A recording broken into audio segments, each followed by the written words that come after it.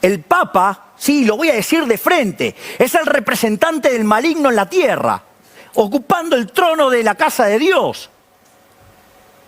¿Vos sabías que el Papa impulsa el comunismo con todos los desastres que causó? Y eso va contra las propias Sagradas Escrituras. Andá, digamos, al Viejo Testamento, Samuel 8, y te va a decir todas las aberraciones que implica el Estado. Te va a sacar tus hijos, te va a sacar a tus hijas, digamos, te va a sacar, digamos, tus mejores campos, te va a sacar tus burros, te va a sacar todo lo mejor. ¿Para qué? Te va a esclavizar.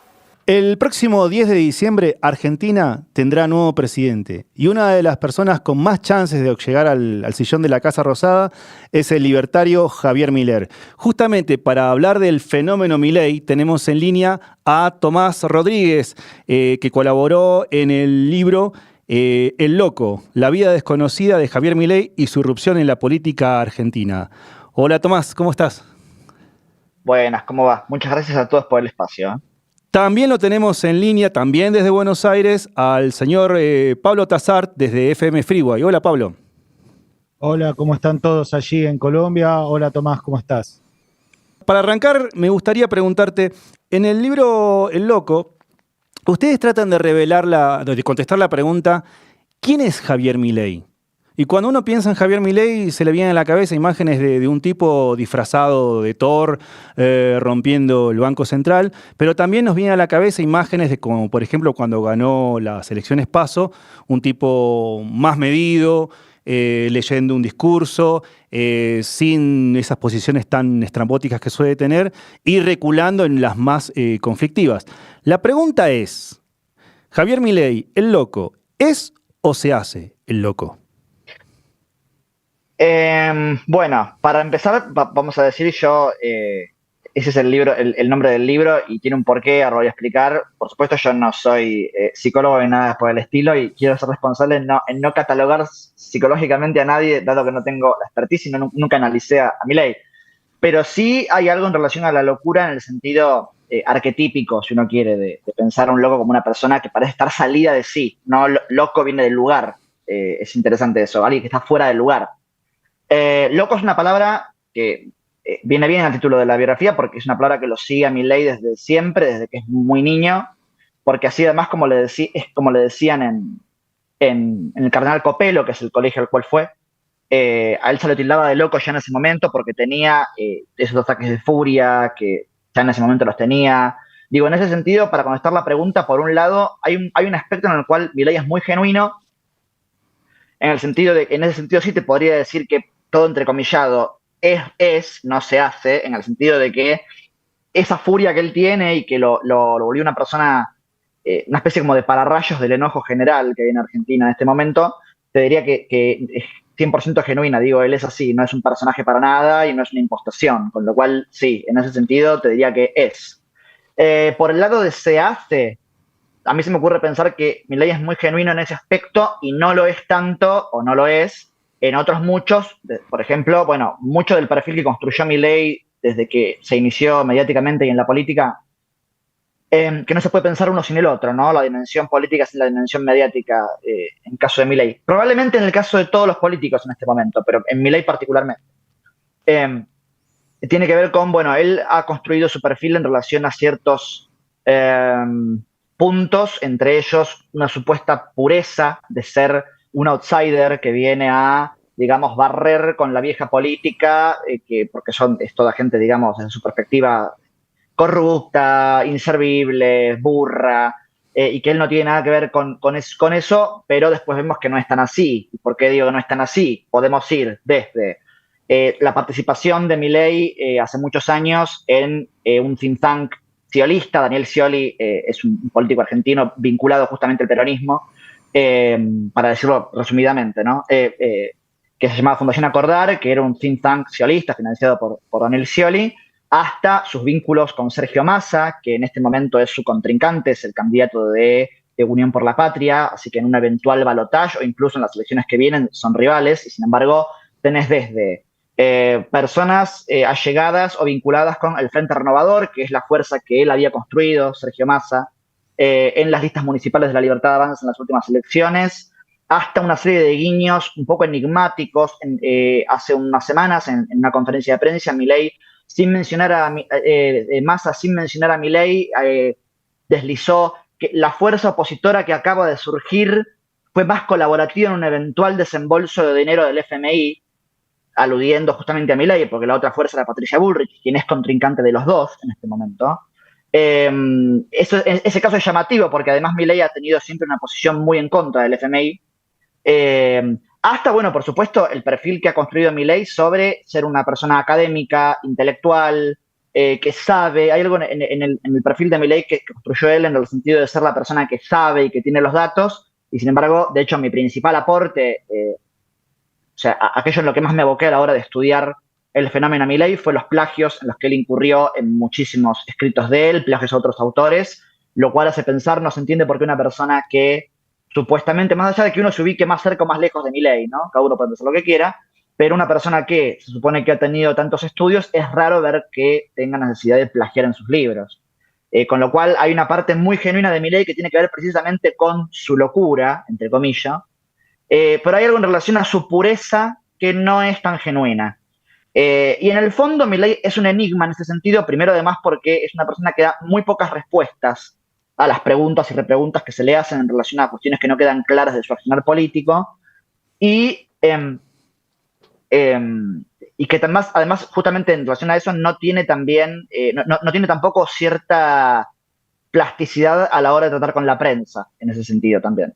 Y hay algo también en lo que me parece que Milei no es, bueno, esto que dije, no es tan genuino, que es en su voluntad de limpiar la política de ciertos vicios. Es más, recuerdo otra cosa que fue, en el libro está más detallado, pero otra cosa que fue un ismo puertas hacia adentro en la Libertad Avanza, que es la fuerza que dirige Javier Milei, que fue su alianza, por ejemplo, con personajes vinculados a episodios muy oscuros de la Argentina, como por ejemplo el hijo de Ricardo Bussi, que es el hijo de Antonio Bussi, que fue un ex represor de la última dictadura militar en Argentina y además es un hijo orgulloso del accionar de su padre. Y de hecho en las elecciones provinciales de Tucumán fue con él como candidato, con Ricardo Bussi, con el hijo del represor. Con lo cual, bueno, Milei es... Y en el fondo, y para cerrar la pregunta y no redundar más, es un síntoma, Milei, en relación a todo lo que está pasando, el enojo que tiene la ciudadanía y la pérdida de fe en la clase política. En el capítulo 15, donde vos colaborás en este libro que es de Juan González, llamado ¿Por qué?, ustedes hacen un recorrido cronológico de la popularidad creciente de Milei y destacan en especial el confinamiento por la pandemia de COVID-19. ¿Podrías explicarnos los hechos y procesos que se desarrollaron durante esos meses que hicieron que Milei finalmente llegue a ser la figura que es hoy en la política? La pandemia tuvo efectivamente mucho que ver en el alza de popularidad de Milei, no exclusivamente, porque en realidad Milei ya venía cosechando muchos adeptos y no solamente adeptos, es un personaje carismático Milei, sin lugar a dudas. De hecho, se lo suele nombrar como un populista de derecha y más allá de que nos metamos en tecnicismos de teoría política, es populista en el sentido del tipo de relación que genera con su electorado. Es una relación apasionada, vehemente, es una persona que cuando habla hay algo de mesiánico en él, justamente linkeando con la pregunta anterior, él viene a barrer a la casta, como dice él, a la casta de políticos. Y la pandemia COVID-19, Argentina, que era un país que ya venía muy en crisis y está en crisis desde hace mucho tiempo, de repente hubo que confinarnos, se nos puso a todos en nuestras casas y se nos dijo, no se muevan, y mientras todo, no se muevan, el virus es terrible, somos el virus, somos el contagio, es decir, hubo una restricción. Cada uno puede pensar lo que quiera sobre esa restricción, más legítima, menos legítima, más eficaz, menos eficaz. Hubo una restricción del movimiento de la gente que se vio de repente, muchos de ellos perdiendo su trabajo, sin poder trabajar, sin tener ingresos, no pudiendo ver a sus familiares, no pudiendo en algunos casos velar a los familiares que fallecían. Y mientras todo eso pasaba, hubo un episodio muy tremendo que pasó durante la pandemia COVID-19, que fue la foto del presidente Alberto Fernández, luego de exigirle a la ciudadanía que no se moviera de sus casas, en una reunión privada con amigos en la Quinta de Olivos, que es la quinta presidencial de la Argentina, celebrando el cumpleaños de Fabiola Yáñez, que es su esposa, en la Quinta de Olivos. Entonces, si vos estás en crisis y ya había un descrédito, Argentina viene cimentando ese descrédito por muchas razones que sería muy largo mencionar, ya viene cimentando ese descrédito en la clase política, y cuando la gente vio esa foto, sumado a todo el hecho que pasó en relación a la causa por el vacunatorio VIP, o sea, había funcionarios y personas que se estaban pudiendo vacunar salteando los procedimientos estipulados para la vacunación contra la pandemia COVID-19, más la crisis, más perder el trabajo, más no poder salir ni siquiera a veces a tomar un poco de sol, dependiendo de la etapa de la pandemia, hizo que la gente se volcara furiosamente contra lo que consideraban que era más declaradamente una expresión contra toda esa clase política que presenciaban que los estaba decepcionando nuevamente. Esto sumado a otras cosas que hacen de Milei una figura popular, como pueden ser el hecho, bueno, de hecho, además sumado a su carisma, el hecho de que es una persona enojada, como enojada está su electorado, una persona, es un candidato del siglo XXI, Milei, con lo cual, y sumado a esto que me decís, en plena pandemia, los ataques de furia de Milei, las diatribas de Milei contra la clase política, que son clips perfectos para que se reproduzcan en TikTok, Instagram, Twitter, digo, en ese sentido, yo creo que no se puede divorciar los distintos candidatos políticos o personajes políticos de cada una de las etapas de la historia sin la aparición de distintos medios de comunicación. Así como uno podría pensar eso durante el siglo XX con los primeros movimientos de masas o los primeros partidos de masas, tampoco se lo puede pensar a Milei sin eso. Creo que toda esa viralidad, sumado a la frustración profunda que la gente sentía durante la pandemia COVID-19, fue algo importante en cimentar la popularidad de Milei.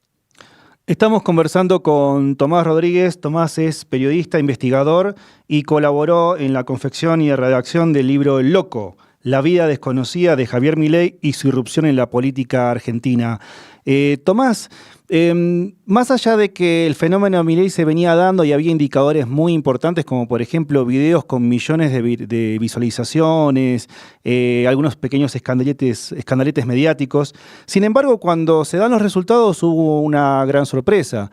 La pregunta es, ¿hay una ola que no supimos leer en su momento? ¿Cómo crees que ocurrió esto de que el fenómeno Milei en algún momento se les escapó del radar a muchos estudiosos de la opinión pública y de la comunicación política en Argentina? Bueno, yo creo que eso nos sorprendió mucho a todos. Yo consideraba que Milei iba a ser una buena elección, pero jamás me imaginé que iba a sacar el 30% de los votos, los PASO.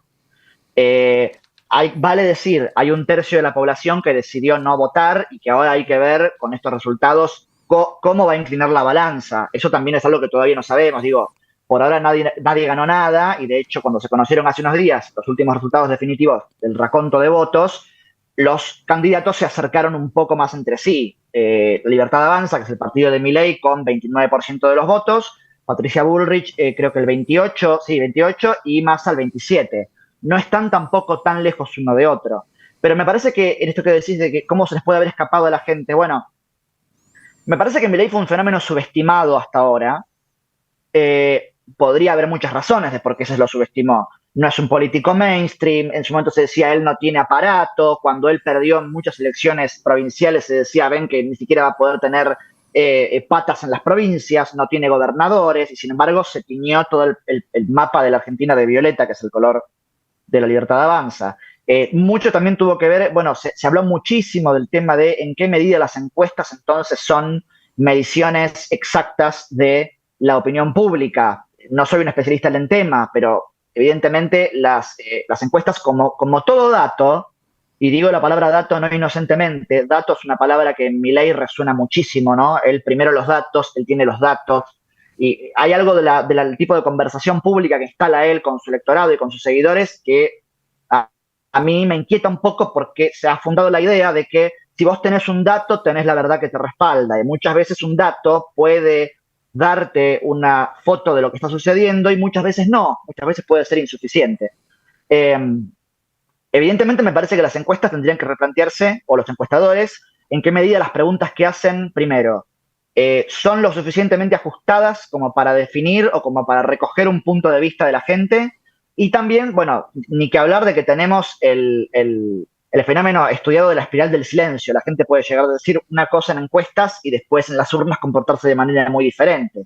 pero sobre todo me parece que hubo una subestimación muy grande y creo que sobre todo la hubo en el peronismo. Hace unos días se publicó en Página 12, que es un diario oficialista de Argentina, un artículo de una autora, ahora no puedo recordar el nombre, pero también con bastante indignación y bastante pasmada por los resultados, en el sentido de eh, debemos decir que en el sector popular, llamémosle esa masa de gente de origen popular, en general más humilde, que históricamente ha sido el sujeto histórico del peronismo y que por eso en general se le ha traccionado votos, ha podido traccionar votos de esa gente, que lo vota Milei ahora, mucha de esa gente. En ese sentido es interesante la elección porque rompió los identitarismos clásicos de Argentina. Ya no es tan claro que alguien por venir de una clase popular, entre comillas, va a votar necesariamente un candidato progresista o peronista o incluso de izquierda. Me parece que hubo una subestimación del fenómeno de Milei y una subestimación de lo cambiante que podría llegar a ser la identidad del electorado y la decisión del electorado.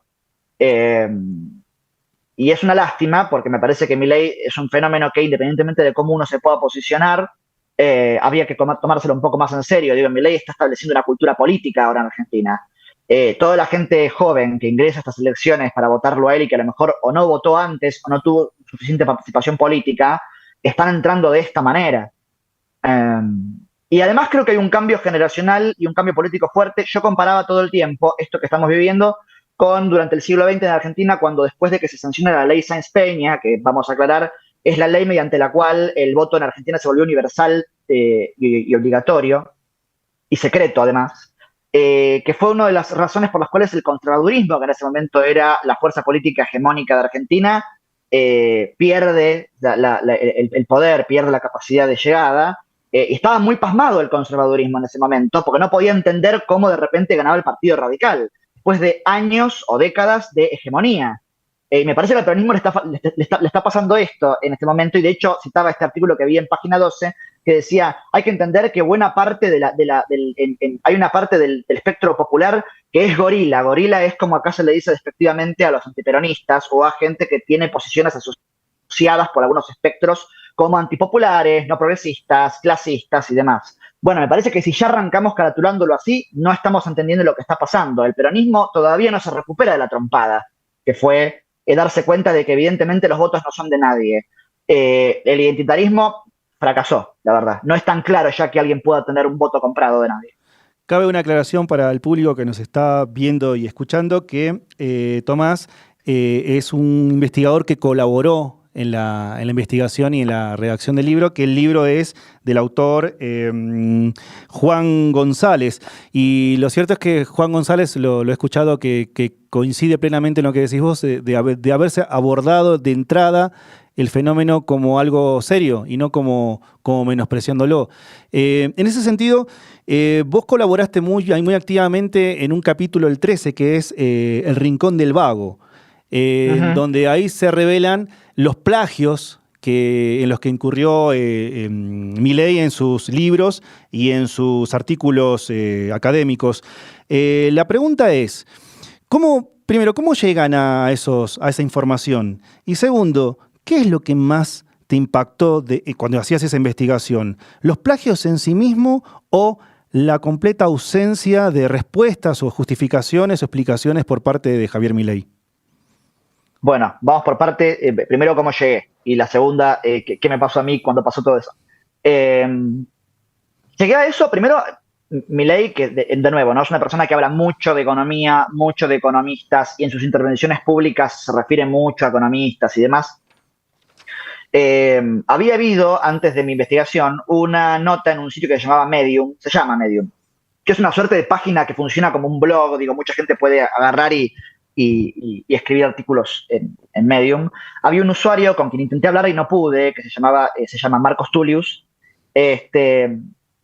donde en ese artículo él muy flagrantemente ponía columnas de Milei, que Milei había escrito en dos medios importantes argentinos, uno, El Cronista Comercial, y el otro, Infobae, donde Milei plagiaba palabra por palabra, sin entrecomillado, sin mención, sin aclaración explícita o implícita que era la investigación de otra persona o el texto de otra persona, a autores canónicos del liberalismo económico como son Murray Rothbard, Ludwig von Mises, Friedrich von Hayek, Henry Hasley, En ese momento la nota causó un mínimo run run, se le preguntó algo a Milei y él tímidamente contestó que por un tema de practicidad en las columnas de opinión no se suele citar, lo cual no es así, citar se cita siempre.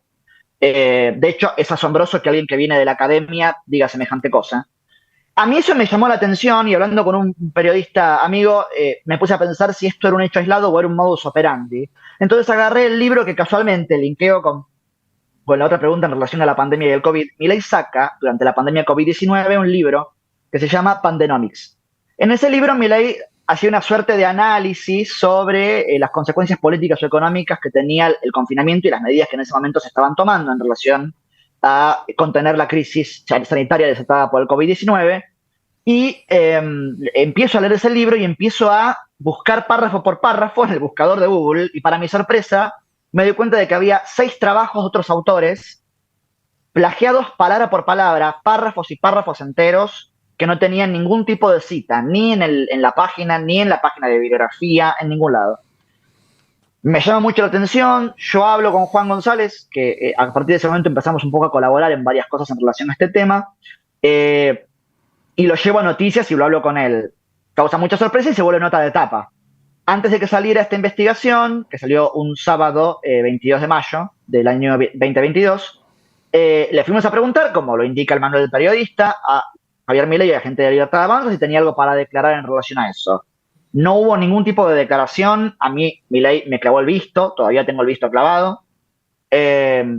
Y la única cosa que hubo en relación a él, del lado de él, mención en relación a eso, fue en el acto de la Feria del Libro, en el cual el mismo sábado que sale la nota de tapa de noticias, quien entonces estaba presentando ese libro, que es la conductora de La Nación Más, que es un canal de acá, Viviana Canosa, le pregunta qué tenía para decir. En ese momento ella después se retractó de lo que dijo, pero en ese momento caratuló lo de noticias como una opereta. Y Milei contestó, digamos o sea, es un latiguillo que tiene él, para los que no lo saben, cuando está discurriendo sobre un tema y se pierde, dice digamos o sea. Y de repente toda la gente que lo venía a ver empieza a gritar, la casta tiene miedo. Y él arenga esa arenga en favor de él. Eso fue todo lo que dijo en ese momento sobre la acusación. Hubo muy poco run run llamativo. De hecho, estoy hablando más de esta nota ahora que en el momento en el cual apareció. Me sacaron muy pocos periodistas en sus programas de radio hablando del tema. Pero lo interesante además es que recibimos, tanto Juan González como yo, mucha hostilidad en relación a lo que me pasó con la nota por parte de seguidores de Milei. Bueno, nos insultaron mucho, a mí me insultaron mucho con mi sexualidad, entre otras cosas, muy elocuentemente. Pero lo interesante fue que después, cuando seguí investigando el tema, encuentro plagios en El Camino del Libertario, que es la autobiografía de Milei, donde plagia a Alberto Venegas Lynch, que de hecho es un intelectual que está muy, muy al lado suyo. De hecho, Alberto Venegas Lynch, que es el hijo de este intelectual, es candidato a diputado por la Libertad Avanza. Y después encontramos incluso plagios en un prólogo, no es un libro, en un prólogo a una edición de un libro canónico del liberalismo económico que se llama 4000 años de controles de precios. Y Milei, en el prólogo que escribe a esa edición, había plagiado un prólogo a una edición anterior. En cada una de estas oportunidades se le consultó a Milei si tenía algo para decir. No dijo absolutamente nada. Y es llamativo porque, bueno, lo que me pasó a mí en ese momento fue, primero, darme cuenta de esto que venía diciendo. ¿Cómo es posible que una persona que construye buena parte de su capital político y simbólico en relación al hecho de ser la persona que sabe y de ser un académico que no tiene nada que ver con lo que él llama zurdos, empobrecedores y burros, que son los contrarios de él, lo cito a él? ¿Cómo es posible que esta persona se vea incurriendo en un plagio? Y de hecho hubo más. El SEADE, que es una institución argentina académica, le ofrece a él, en diciembre del año pasado, mientras estaba ganando Argentina el Mundial, el título de doctor honoris causa, que es una distinción que se le da a académicos de alto nivel, y en ese momento me fui a preguntarle al SEADE si eran conscientes o si sabían sobre esta información, y no obtuve ninguna respuesta del SEADE, vale decir, Alberto Venegas Lynch, que es este intelectual tan cercano a Javier Milei, es uno de los primeros rectores de esa institución y fue docente en esa institución, y de hecho es alguien muy vinculado a SEADE. Y el doctorado honoris causa que le dieron en esa escuela promovió, de hecho, la renuncia de Roberto Caccianogli, que es otro intelectual liberal economista él que ya venía enfrentado a Milei y renunció cuando se enteró de ese escándalo. Con lo cual, no hubo respuesta de Milei en ninguna de las cosas que denunciamos y de hecho pusimos todo detalladamente en las notas para que se entendiera a lo que nos referíamos con plagio. A mí, por un lado, lo que me pasa con todo lo que investigué y lo que investigamos un poco con Juan González es, por un lado, la mala relación que tiene Milei con la prensa que no le es adepta o que le repregunta de manera crítica, no digo ni opositora, crítica, que hace repreguntas en relación a algo que está observando, que no cierra. Él le ha hecho incluso denuncias millonarias a periodistas de La Nación Más, entre ellas Débora Plager, que editorializó en contra de Milei cuando Milei dijo que él o los libertarios o la gente que lo seguía a él eran superiores moral y estéticamente a sus contrarios, lo cual fue interpretado por ella y por otros periodistas como prácticamente una especie de algo que se le podría escuchar, no estoy diciendo que sean lo mismo, pero algo que se le podría escuchar a Hitler o a un filonazi, en el sentido de hecho, en el discurso nazi había mucho esto de superioridad moral y estética incluso. Y él los demandó, finalmente eso no prosperó, pero los demandó millonariamente. Y tiene una muy mala relación con la prensa y con cualquier persona que intente relativizar o cuestionar algo que él dice. De hecho, la Academia Nacional de Periodismo lanzó un comunicado muy crítico cuando él, pospaso, le dice a periodistas del canal TN, si son periodistas honestos, entonces pidan que se termine la pauta oficial. Y la Academia Nacional de Periodismo lo corrió, lo cuestionó mucho por eso. Y sobre todo, a mí lo que me pasó con los plagios, para terminar, es que más importante que el hecho de la apropiación intelectual, o sea, usufructuar trabajo de otros autores o intelectuales, entre ellos la mismísima Gita Gopinath, que es economista del FMI, y Salvador Uribarri, que es un físico mexicano, que de hecho le radicó una denuncia en México, que hasta donde sé sigue su curso, estamos hablando de una persona que podría ser el presidente de la nación y que afirma ser alguien que no es. Porque si yo te digo a vos que yo escribí Don Quijote, estoy usurpando la identidad de Miguel de Cervantes. O sea, no es solamente que me apropio, es que digo que yo hice algo que no hice. Entonces, bueno, todo eso es lo que me pasó un poco siguiendo la investigación. Tomás, precisamente siguiendo con esto que decías, ¿no? De la poca repercusión que tuvieron las denuncias de plagio, pareciera que estos personajes como Milei, y no solo Milei, aquí también traigo al ruedo a Trump, a Bolsonaro o a Bukele actualmente, pareciera que los escándalos no los afectan y es más, hasta a veces los retroalimentan. Por eso recurro a ver a tu análisis, a una pregunta que todos nos hacemos, porque los políticos tradicionales se han visto sobrepasados con esta característica de Milei. Por ejemplo, Hillary Clinton habló de cómo se veía sobrepasada por las estrategias de Trump, así tan escandalosas. Y con Milei pasa lo mismo aquí en Argentina, ¿no? Pareciera que los políticos argentinos están como por fuera de la manera de poder enfrentarlo.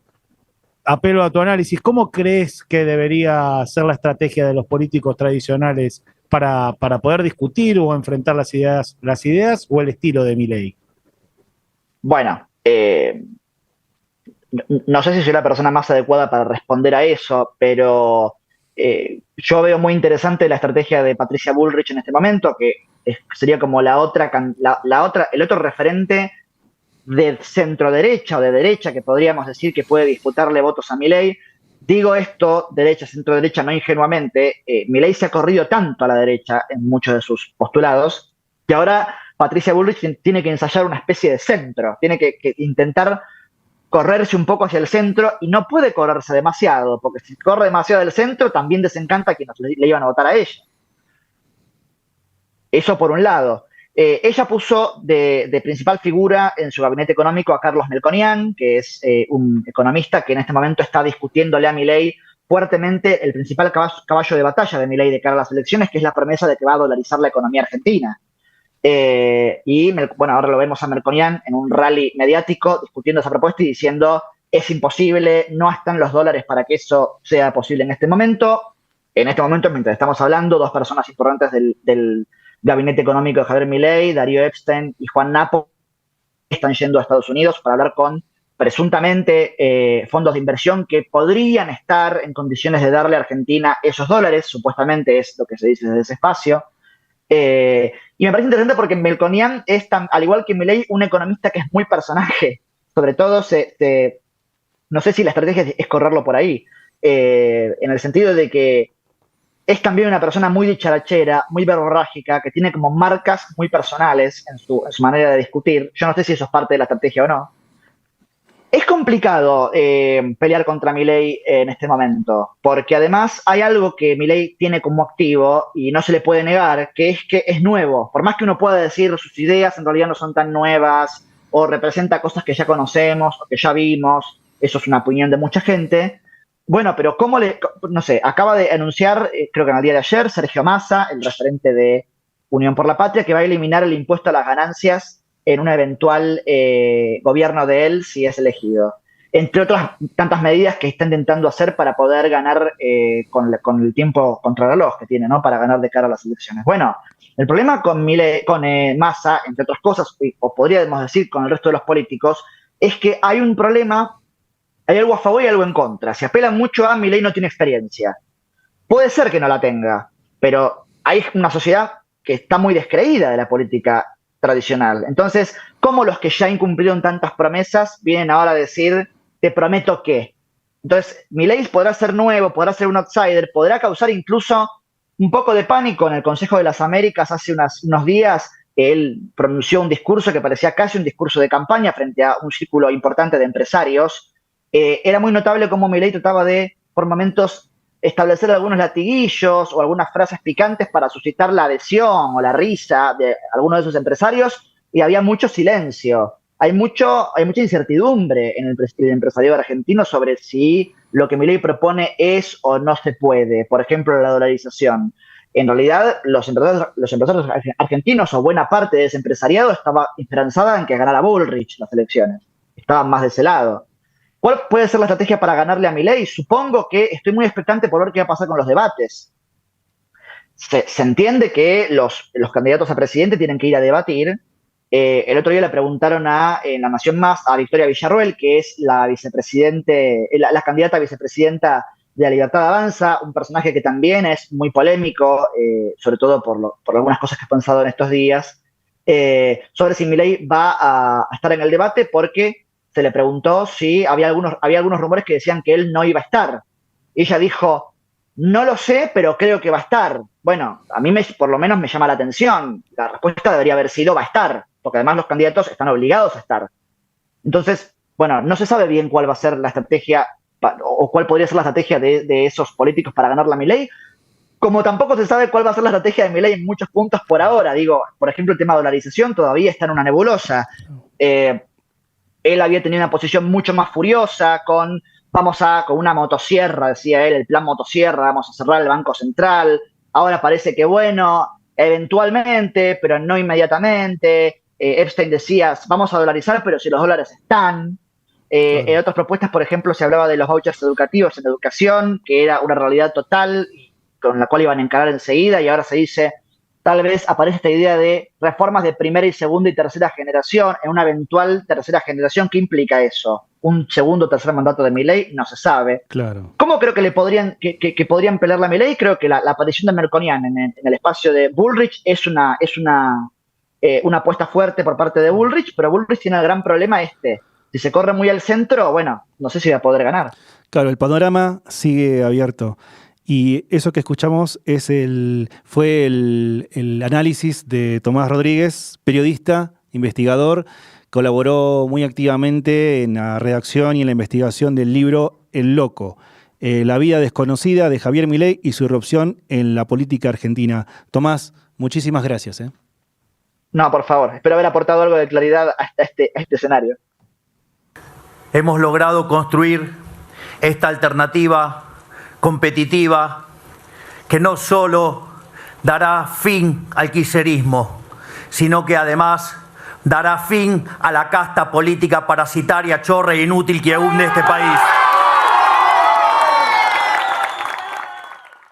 Seguimos en Código Internacional y seguimos charlando con Pablo Tazar directamente desde Buenos Aires, desde los estudios de FM Freeway.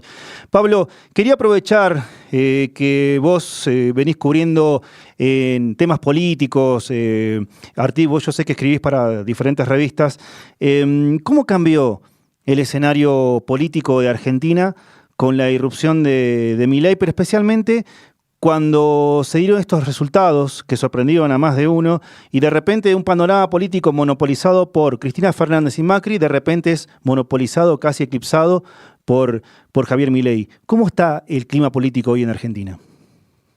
Bueno, vos precisamente mencionaste a Cristina y a Macri, ¿no? Y Cristina y a Macri lo que hicieron fue retirarse del escenario político. Entonces, un poco le dejaron servida la centralidad a Milei, porque digamos que los candidatos que están hoy, como Bullrich, por ejemplo, nunca fueron el centro de la escena. Y Massa, que es el actual candidato del oficialismo, fue el centro de la escena en un momento, pero la situación económica del país hace que tenga que salir más a tapar baches que a hablar sobre temas de campaña. Entonces, todo queda servido para que Milei, que encima con sus excentricidades, siempre tenga el centro de la escena, como vos estabas diciendo. Y como bien estábamos hablando recién con Tomás, el entrevistado, tiene la capacidad de que no le entren balas, como diríamos acá en Argentina, que sea cual sea el tema del cual se lo acuse, él tiene la capacidad de quizás contestar con un escándalo mayor, claro, lo cual hace que nunca termine contestando a los escándalos o a las ideas, digamos, extrañas que muchas veces profesa. Claro, lo cierto es que también, más allá de las dificultades que tienen los políticos y nosotros los analistas de comprender este fenómeno Milei, ocurrió el tema de la sorpresa, ¿no? Porque si bien todos esperaban, incluso Tomás, que participó en la confección de esta investigación sobre Milei, todos esperaban que tenga un buen resultado, nadie se imaginaba que iba a terminar primero en las PASO. En ese contexto, cuando preparábamos el programa, yo te había hecho un pequeño desafío, que era si vos te animabas a contarnos, a nosotros aquí en Colombia, el fenómeno Milei en 7 fotos. Y has seleccionado algunas, a ver si nos contás. Sí, momentos que muchas veces no se repasan o se dejan a un costado a la hora de hablar de Milei. Una serie de hitos fundamentales para entender este fenómeno, ¿no? Perfecto. En 2015, Mauricio Macri asume la presidencia y rápidamente comienzan los roces del ministro de Transporte del gobierno de Macri con Eduardo Eurnequian, quien, entre otras cosas, es dueño de un holding, el Holding América, quien se encarga de regentear a los aeropuertos aquí en Argentina. Es más, se hablaba hasta de quitarle la concesión de los aeropuertos a Eurnequian. Eurnequian también, con este Holding América, es dueño del canal América TV. Claro, sí. En 2016 trabaja como asesor, Milei, que trabajaba como asesor del Grupo América, aparece por primera vez en el programa de Alejandro Fantino, Animales Sueltos por América TV. Allí comienza a tener trascendencia pública por primera vez. Esto es bueno mencionarlo porque recién ahora se está hablando de Milei y el Grupo América como un factor como para, digamos, impulsarlo a la vida pública argentina. Sí. En el libro de Juan González, en el que colaboró Tomás Rodríguez, con quien hablamos recién, sí se lo menciona, pero hay muchos otros medios que por distintos motivos no mencionan esta irrupción pública no tan casual que sea en el canal del Grupo América, por ejemplo. No, de hecho estamos viendo y hablando con Tomás, que justamente muchos hitos mediáticos del momento, que quizás no hicieron tanto ruido, hoy se están siendo retomados para entender lo que pasaba en aquel momento. Quizás porque en su momento se lo, digamos, no se le daba la importancia que valía, se lo menospreciaba a Milei, se lo subestimaba. Claro. Y siguiendo con esto, y para ver cómo el loco quizás no sea tan loco, en esto que parece en realidad una carrera hacia su trascendencia pública, te quiero agregar que en 2018, además de aparecer en programas políticos, comienza a aparecer en programas del corazón, de la farándula, porque se lo vincula con la cantante Daniela, una cantante no tan popular, pero que tan solo por ese motivo comienza a instalarse en los programas de la tarde y comienza a ser acercado a las personas no tan habituadas al debate político. No temiendo al ridículo, de esta manera su nombre se instala en la mente, en el imaginario de personas no tan habituadas al debate político y económico, pero que sin embargo después van a tener que salir a votar, en definitiva. Claro. Lo interesante del tema con Daniela es que ella le dedicó una canción, ¿no? Bomba Tántrica puede ser, es el título de esa canción. Sí, porque se hablaba en ese momento de que Milei tenía sexo con ella, sexo tántrico, porque había muchos rumores sobre la sexualidad un poco extraña de Milei y él en su manera de contestar, y ahí volvemos a esta idea de que los escándalos lo retroalimentan. En vez de salir a desmentirlo, contestaba de manera ambigua con esto del sexo tántrico. Así es como en 2019 llegan las elecciones legislativas, todo parecía que iba a participar, pero no participa de esas elecciones, pero sí apoya al partido de José Luis Expert, llamado Libertad, Unite por la Libertad y la Justicia. Pero como te decía, no se presenta a elecciones. En marzo del 2020 comienza la pandemia. En mayo apoya la primera manifestación contra la cuarentena y en septiembre publica su libro Pandemonics, donde minimiza los efectos de la pandemia en sintonía con Trump y Bolsonaro. Y ahí tenemos una de las características que estábamos mencionando, ¿no? En esa línea casi internacional de estos candidatos de esta época. Y también tenemos unas fotitos más, ¿no? Para ir cerrando. Exactamente. ¿Cuáles tenés ahí? En el 2021 ya participa de las elecciones legislativas junto con esta figura de la economía llamado Expert, pero con partidos diferentes, uno en provincia y otro en Capital Federal, en la Ciudad Autónoma de Buenos Aires, con nombres llamativamente similares.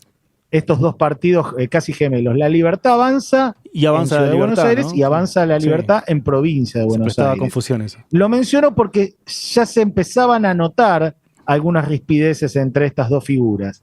En esta elección del 2021 obtienen 1.300.000 votos, consiguiendo 4 bancas, entre las cuales está la banca del propio Milei, banca en el Congreso, lugar al cual ha asistido poco y nada, ha participado poco y nada de las votaciones y hasta se ha dado el lujo de donar su sueldo como diputado. Te agrego eso, y ya durante la campaña... Te iba a agregar una nota al pie que él sí. lo sorteaba en la...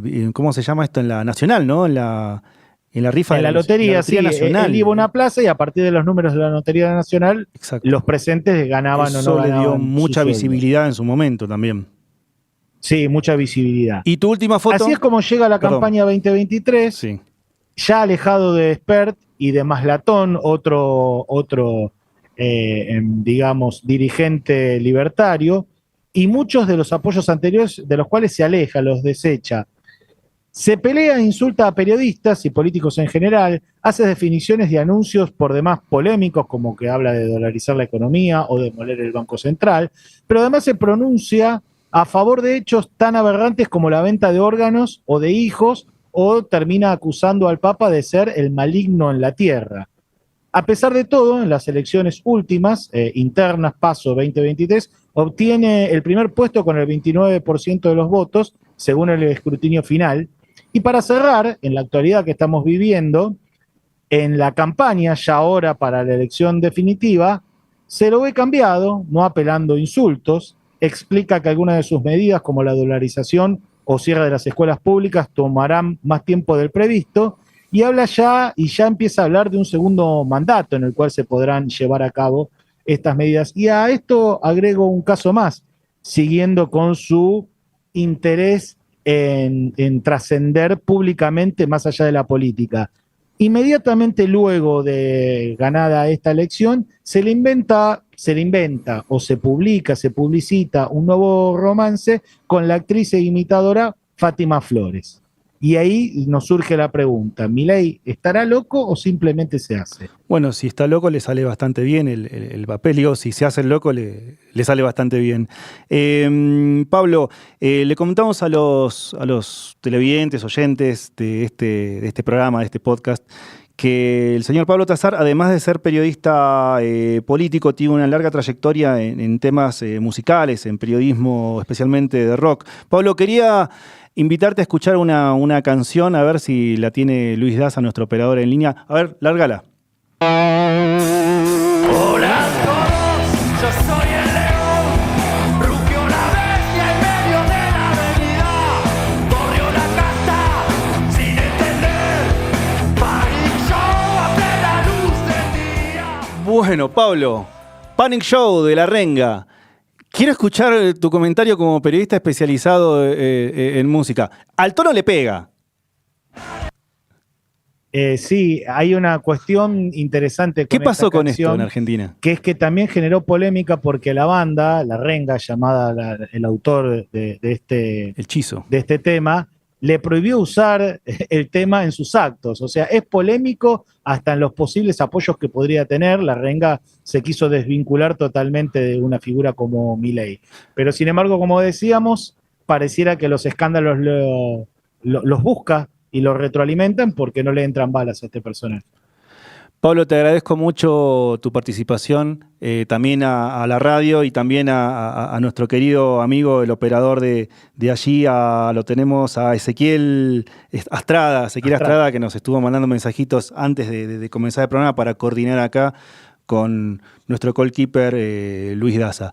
Pablo, nos despedimos hasta la semana que viene, donde vamos a hablar del tercer candidato que tiene chances de ser presidente el 10 de diciembre en la República Argentina. Muchas gracias a todos. Hasta la semana que viene.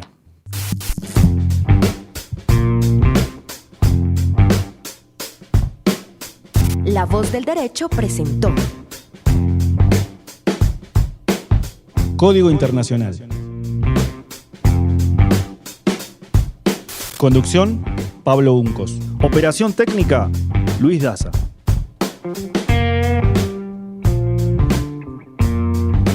Porque el mundo tiene un código. Código Internacional.